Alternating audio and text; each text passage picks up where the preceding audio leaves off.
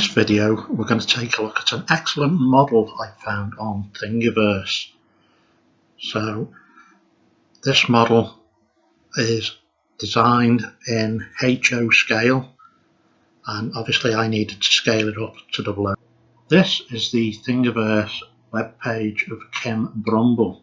You can see he's got 180 designs which can all be 3D printed, and I've decided to use the brewery, which I feel is an excellent model, and it has printed very, very well. The accuracy of his design, the windows and everything, doors, all fit perfectly. Well, here are some of the designs that are available. So this is the design that you have seen already. I've done a few modifications to it, but very little, because I wanted to scale it as 00. So I can highly recommend this model. Once you've downloaded the files, here you can see all the STL files.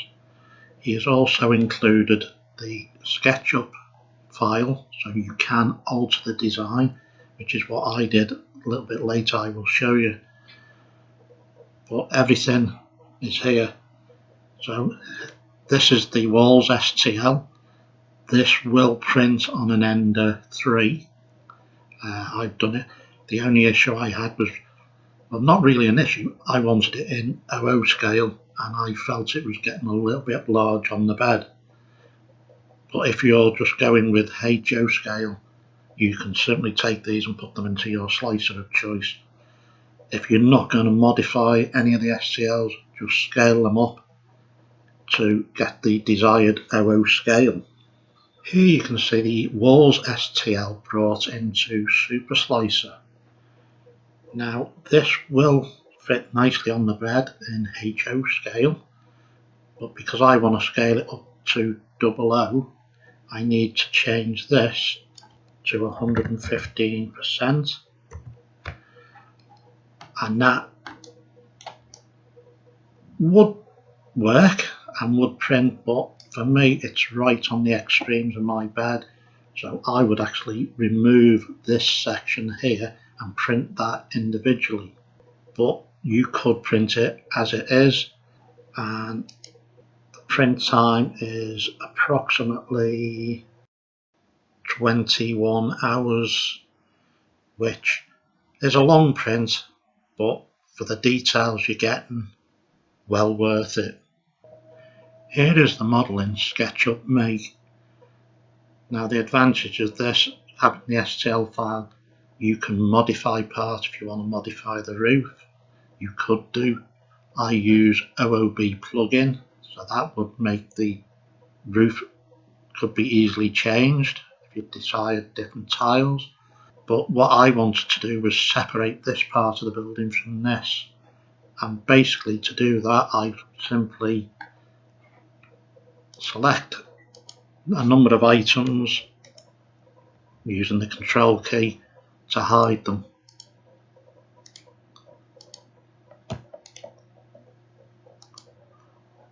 Obviously this will take a little bit longer to do, but eventually I'm able to then select the parts that I just want to print in one go. So in this case it would probably be this piece. You will have to go around and select all the items that you want, but you can separate the building into this part. Then I would normally export as an STL and then print the parts separately. A little bit long-winded, but it works for me how I wanted to get this printed. The last few days I've been working on some lineside detailing. These I wanted to be able to resin print or filament print. The examples you're seeing here on the screen are all filament printed, and I'm pretty happy with the way they've turned out. Not necessarily prototypical, but they'll do for my layout. So the point motor, dummy, and a form of some type of sensor, and the trunking it's quite easily designed and printed. On the Ender 3 for 00 scale, the turnout is a Pico Code 100, so the point motor dummy case covers it nicely. Here you can see the designs in SketchUp Make 2017. So they are very simple designs, didn't take me very long to come up with. This was a test piece for making sure the point motor cover was going to connect up to the Pico Code 100 turnout. Once I knew the size would fit in nicely, then I was able to design around this unit here. This is the simple sensor type box that I want to put on the layout. Again, not prototypical, but it shows what can be done, and as I say, do not take a lot to design in SketchUp Make. When I'm designing these, I use the architectural meters template. Even though I'm designing in millimeters, when I'm drawing, if you have a look at this point here, if I scroll in a little bit,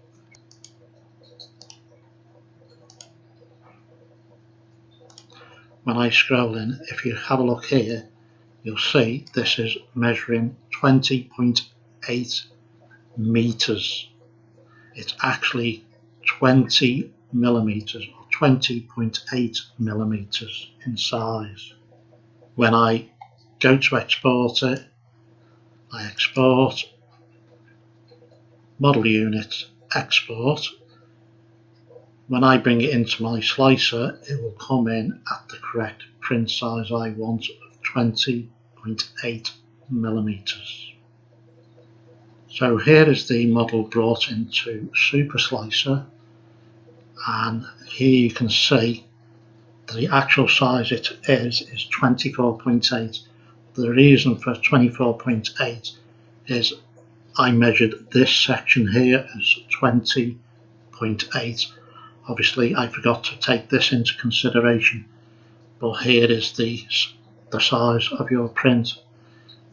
Definitely like the Super Slicer, find it prints well with the Ender, it sets up everything how I want it, and something like this is going to take approximately 13 minutes to print under the settings I've got.